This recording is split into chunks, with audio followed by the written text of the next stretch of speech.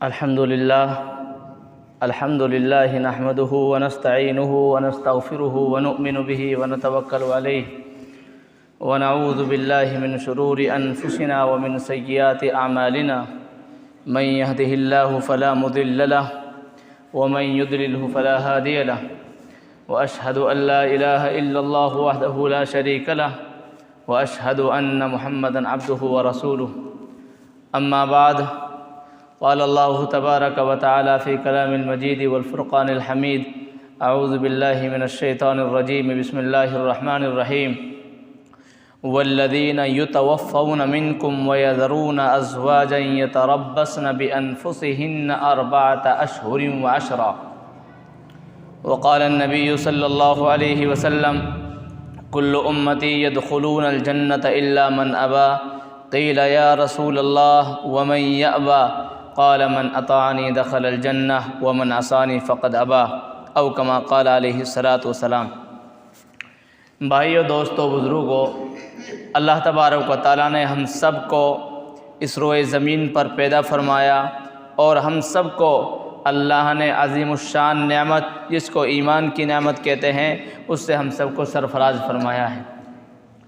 اللہ تبارک و تعالیٰ نے ہم سب کو جب اس دنیا میں پیدا فرمایا ہے تو اللہ تعالیٰ نے ہمارے رہنے کے لیے، ہماری زندگی گزارنے کے لیے، ہماری رہنمائی کے لیے، راستہ دکھانے کے لیے اللہ تبارک و تعالیٰ نے ہمارے لیے وہ طور و طریقہ بھی متعین فرمایا ہے،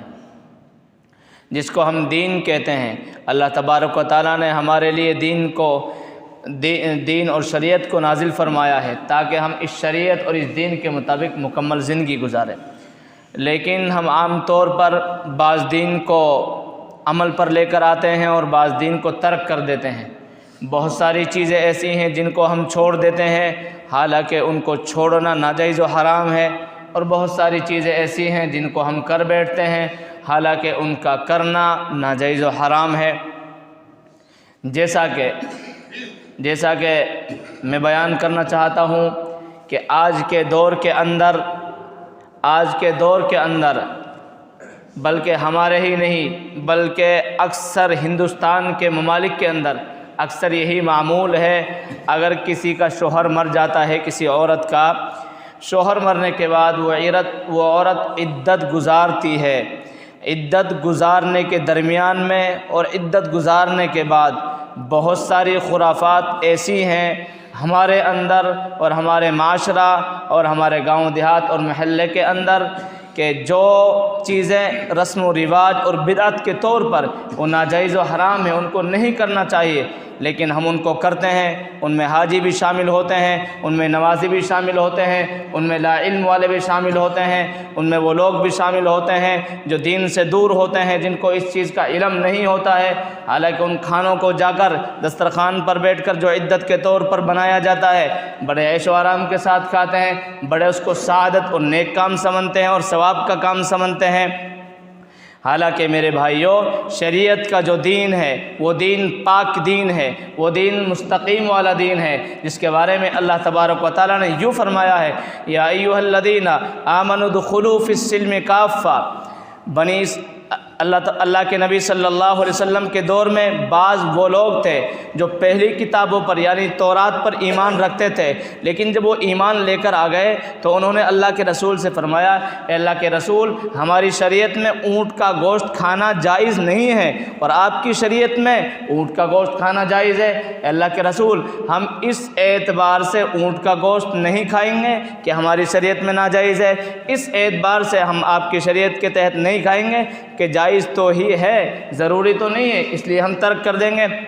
قرآن کریم کی آیت نازل ہوئی، یا ایھا الذین آمنوا ادخلوا فی السلم کافہ۔ ساری کتابیں منسوخ ہو چکی ہیں، عمل کے اعتبار سے ساری کتابیں برحق ہیں۔ اگر آپ کوئی دین ہے، کوئی مذہب ہے، کوئی شریعت ہے، وہ قرآن کریم ہے، وہ جناب رسول اللہ ہیں۔ جناب رسول اللہ کے احادیث کے مطابق، قرآن کے مطابق اگر کوئی عمل کرے گا دیندار ہے، قرآن کے خلاف، حدیث کے خلاف کوئی عمل کرے گا وہ بددین ہے، وہ دین سے اس کا کوئی تعلق نہیں۔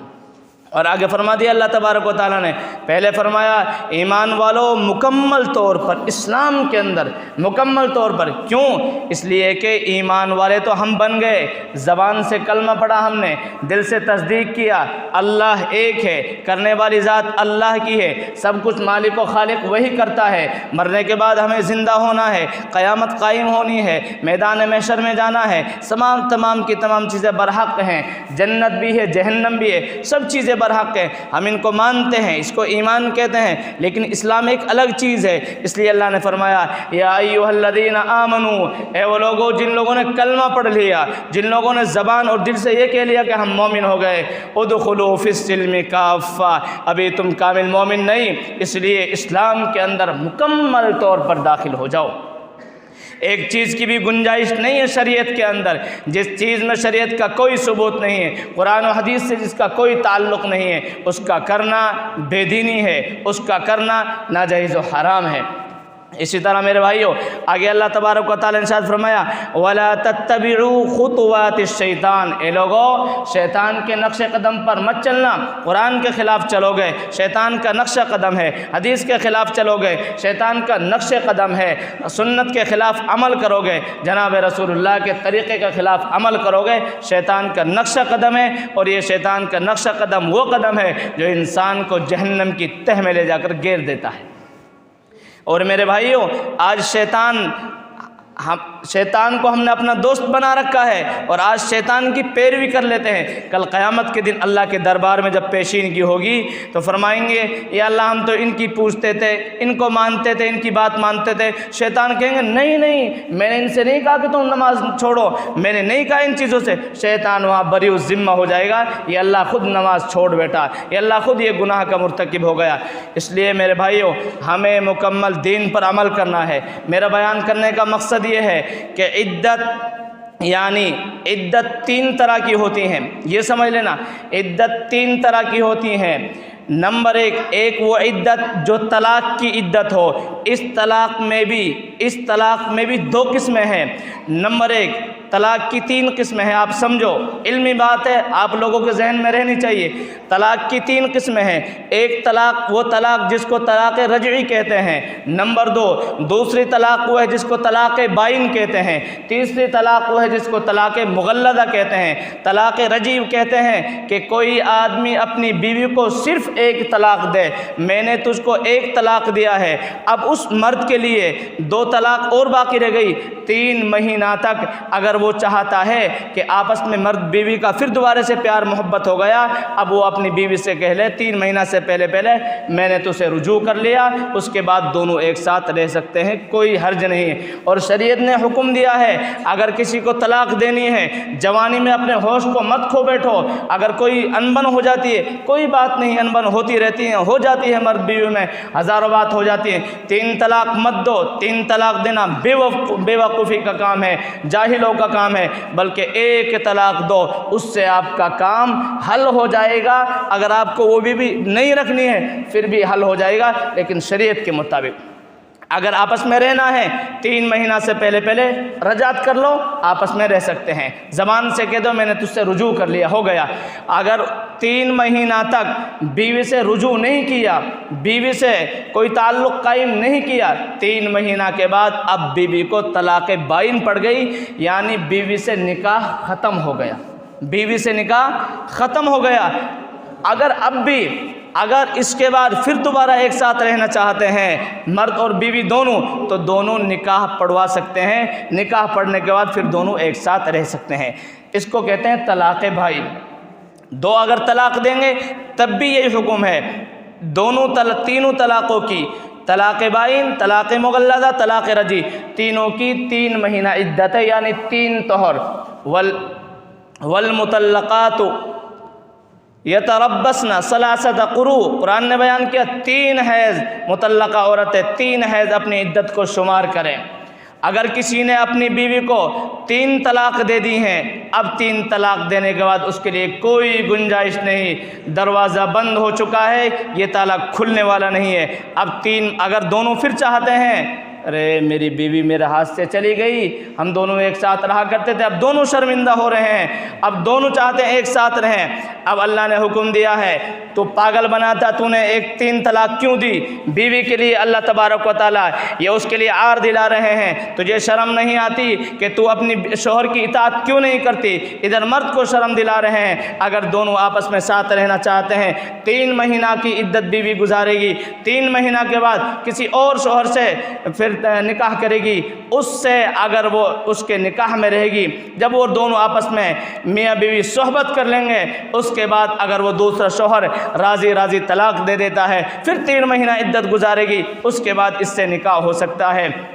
کیوں؟ یہ تو ایک جائز کی شکل بیان کی ہے، اور یہاں پر حلالہ جو جس کو کہتے ہیں اس کی جائز کی شکل بیان کی ہے، لیکن سمجھو اس میں مرد کے لیے بھی عبرت ہے، اس میں عورت کے لیے بھی عبرت ہے۔ مرد سے کہا جا رہا ہے اے کمینہ دیکھ تیری بیوی کس کے پاس جا رہی ہے، تیری بیوی کس کے نیچے لوٹ رہی ہے، تیری بیوی کس سے ہم بستری کر رہی ہے۔ اس میں مرد سے کہا جا رہا ہے اگر تو نے دوبارہ 3 طلاق دی بیوی کو، پھر دیکھنا جس بیوی کو تو اپنے گلے لگایا کرتا تھا، اپنے سینے سے چمکایا کرتا تھا، آج وہ بیوی دوسرے کے ساتھ ہم بستری کر رہی ہے۔ جو بیوی جس کی بیوی کی تو آنکھوں کو کسی کی طرف دیکھنا گوارا نہیں کیا کرتا تھا، جس بیوی کو تو باہر جانا گوارا نہیں کیا کرتا تھا، آج وہ بیوی دوسرے کے ساتھ مل جل کر اس کے ساتھ ہم بستری کر رہی ہے، رات گزار رہی ہے، حالانکہ وہ جائز طریقے سے گزار رہی ہے۔ لیکن یہاں پر مرد کے لیے عبرت ہے، ادھر عورت کے لیے عبرت ہے۔ اگر تو اپنے شوہر کے ساتھ اس کے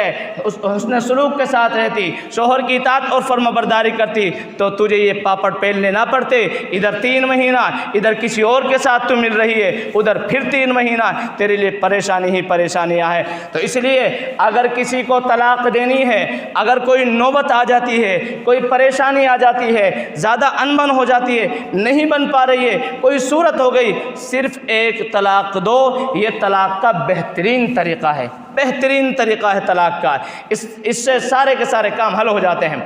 بہرحال طلاق کی عدت 3 مہینہ ہے۔ اب آ گئی وفات کی عدت۔ دوسری ہے اگر کسی کا شوہر مر گیا، اگر کسی کا شوہر مر گیا، یہاں پر 2 چیز ہیں۔ اگر کسی کا شوہر مر گیا، شوہر مرنے کے بعد وہ بیوی جس کا شوہر مرا ہے، اگر اس کے پیٹ میں حمل اور بچہ ہے، جب تک اس کا بچہ پیدا نہیں ہو جائے گا اس وقت تک اس کی عدت پوری نہیں ہوگی، چاہے یہ بچہ 9 مہینہ میں ہو، چاہے یہ بچہ 8 مہینہ کے اندر ہو۔ اگر کسی کے پیٹ میں کوئی بچہ نہیں ہے، کوئی حمل نہیں، لیکن اگر کوئی عورت اور کوئی گھر والے چاہتے ہیں اس کے پیٹ میں بچہ ہے، ابھی تو چند دن کا ہے، شوہر کا انتقال ہو گیا ہے، اس بیچاری کو 9 مہینہ عدت گزارنی پڑے گی، بڑا لمبا وقت ہے، اگر کوئی بچہ کو گروانے کی کوئی صورت اختیار کرتا ہے ناجائز و حرام ہے۔ اسی طرح گناہ کا حکم ہے جس طرح کے کسی جان کو قتل کرنے کا حکم ہے۔ اس کے علاوہ اگر کسی کے پیٹ میں کوئی حمل نہیں ہے، شریعت نے حکم دیا ہے کہ وہ 4 مہینہ عدت 4 مہینہ اور 10 دن عدت گزارے، 4 مہینہ اور 10 دن عدت گزارے۔ لیکن اس میں بھی ایک مسئلہ اور آ گیا، بہت سارے حضرات پوچھتے ہیں، اس لیے آپ اپنے ذہنوں میں رکھیں، اور اگر کوئی پوچھتا ہے کہیں پر یہ مسئلہ پیش آتا ہے تو بتاؤ، اگر کسی عورت کا دینی جو بھی کام ہے، شریعت کے جو بھی احکام ہیں، ان کا تعلق قمری تاریخ کے اعتبار سے ہے، چاند کی تاریخ کے اعتبار سے ہے، ان کا تعلق ان کو قمری تاریخ کے اعتبار سے ہی شمار کیا جائے گا۔ اگر کسی کسی مرد کی وفات، کسی مرد کا انتقال چاند کی 1 تاریخ کو ہوا ہے، تو اب یہاں پر عورت کے لیے حکم یہ ہے 4 مہینہ 10 دن گزارے گی، مہینے کے حساب سے 4 مہینہ، چاہے وہ مہینہ کوئی 29 کا بیٹھتا ہو، چاہے 30 کا، چاہے 31 کا، چاہے 28 کا بیٹھتا ہو، حکم یہ کہ 4 مہینہ اور 5 مہینہ کے 10 دن اس کی عدت ہے۔ اگر کسی کے شوہر کا انتقال 1 تاریخ کے علاوہ کسی اور تاریخ کو ہوتا ہے، لیکن وہ چاند کی تاریخ کے اعتبار کیا جائے گا، اور تاریخ کو ہوتا ہے، تو اب یہاں پر دنوں کے اعتبار سے عدت گزاری جائے گی، یعنی 130 دن اس کی عدت ہوگی، 130 دن اس کی عدت ہوگی۔ یہاں پر مہینوں کو شمار نہیں کیا جائے گا بلکہ 130 دن کو شمار کیا جائے گا۔ اس کے علاوہ جب کسی کا شوہر کا انتقال ہو جاتا ہے، مسئلہ یہ ہے کہ جی عدت کب سے شروع ہوتی ہے؟ مسئلہ یہ ہے عدت اسی وقت سے شروع ہو جاتی ہے جب کہ کسی کے شوہر کا انتقال ہو گیا ہو، چاہے ابھی اس کو دفن کیا ہو یا دفن نہ کیا ہو، چاہے کسی عورت کو پتہ چلے یا نہ چلے، جب سے اس کا شوہر کا انتقال ہوا ہے اس وقت سے اس کی عدت شروع ہو جائے گی۔ اس کے لیے عدت میں بیٹھنا الگ سے، یہ کوئی ضروری نہیں کہ 2 دن کے بعد 3 دن کے بعد عدت میں بٹھائیں گے اس کے بعد اس کی عدت شمار ہوگی، نہیں، جس وقت سے شوہر کا انتقال اسی وقت سے اس کی عدت شمار ہوگی۔ یہ ایک مسئلہ، ایک بات ہو گئی۔ اس کے علاوہ جو زمانہ جاہلیت میں جو رسم و رواج تھے، غیروں میں جو رسم و رواج تھے کہ جس کا شوہر کا انتقال ہو گیا اس عورت کو بند کوٹھڑی میں بند کر دیا جاتا تھا، اس کے اوپر غلاظت اور ناپاکیت ڈالی جاتی تھی، اس عورت کو پریشان کیا جاتا تھا، اور وہ عورت یہ چاہتی تھی کہ میں اپنے شوہر کے ساتھ جل کر اس کے ساتھ چلی جاؤں اور اپنی جان کو میں کھو بیٹھوں، اس لیے کہ زمانہ جاہلیت میں جس عورت کا شوہر کا انتقال ہو گیا اس پر ظلم و زیادتی کیا کرتے تھے، اس کو برا اور عیب سمجھتے تھے۔ لیکن آج بھی اگر عورتیں عدت گزارتی ہیں وہ اپنی عدت میں پریشان ہو جاتی ہیں، کیوں؟ وہ ہمارے کرتوت کی وجہ سے ہم شریعت کے حساب سے اس کی عدت کو نہیں گزرواتے ہیں، بلکہ جب کسی کا انتقال ہو گیا پہلے جو تھا پورا دروازہ کھلے ہوئے ہیں، کوئی پردہ نہیں ہے، لیکن کسی کا انتقال ہو گیا اب پلڑ لایا جائے گا، اب الگ سے کوئی پلڑ کوئی چیز لائی جائے گی، اب اس کو دروازہ ادھر ادھر لگایا جائے گا، اس عورت کو پیک کیا جائے گا، یہ شرعاً ممنوع ہے۔ شریعت میں ایسی چیزوں کی کوئی گنجائش نہیں ہے جن چیزوں کا شریعت میں کوئی تعلق نہ ہو، اس کے لیے کوئی پردے کا کوئی اس طرح کا حکم نہیں، بلکہ اس کے لیے یہ حکم ہے جس طرح وہ اپنے شوہر کے مرنے سے پہلے دوسرے لوگوں سے پردہ کا حکم تھا، اب بھی اس کے لیے پردہ کا حکم ہے، کوئی پردہ لگانے کی کوئی ضرورت نہیں ہے، اپنے گھر کے اندر اپنی 4 دیواری کے اندر جہاں چاہے رہ سکتی ہے، جہاں چاہے جا سکتی ہے، اس کے لیے کوئی حرج نہیں ہے، بلکہ یہ ہے کہ وہ غیروں سے جس طرح پہلے اس کے لیے پردہ تھا، پہلے بات کرنا جائز نہیں، اسی طرح اب بھی اس کے لیے پردہ ہے، اب بھی اس کے لیے بات کرنا جائز نہیں ہے۔ اور اس کے علاوہ اور مسئلہ آتا ہے کہ جی کیا عورت باہر جا سکتی ہے اپنے گھر سے؟ ہاں، عورت کے لیے حکم یہ ہے کہ اپنے گھر کے اندر ہی رہے، جہاں پر وہ اس کا شوہر اس کو رکھا کرتا تھا وہیں پر رہے۔ اگر شرعاً کوئی ایسی مجبوری پیش آ جاتی ہے، مثال کے طور پر کوئی عورت ہے بیت الخلاء کی عادی نہیں، بیت الخلاء میں اس کو قضائے حاجت آتی نہیں، وہ قضائے حاجت اس کی پوری نہیں ہوتی، تو وہ اپنے پردے کے اہتمام کے ساتھ باہر جا کر بیت الخلاء کے لیے جا سکتی ہے اور اپنی حاجت پوری کر آ سکتی ہے۔ اور اگر ڈاکٹر کی ضرورت پڑ گئی، زیادہ بیمار ہے، یہاں پر پار نہیں پڑے گی، سخت مجبوری ہے، جا سکتی ہے اسپتال، ڈاکٹر کے پاس جا سکتی ہے، لیکن حکم یہ ہے شرعی، اگر کوئی مجبوری ہے جا تو سکتی ہے، لیکن حکم یہ ہے کہ وہ رات سے پہلے لوٹ کر آ جائے، رات کو گھر پر ہی گزارے گی۔ اگر کسی کے لیے کوئی گزارے کا کوئی اسباب نہیں ہے، وہ بیچاری اس کے لیے کوئی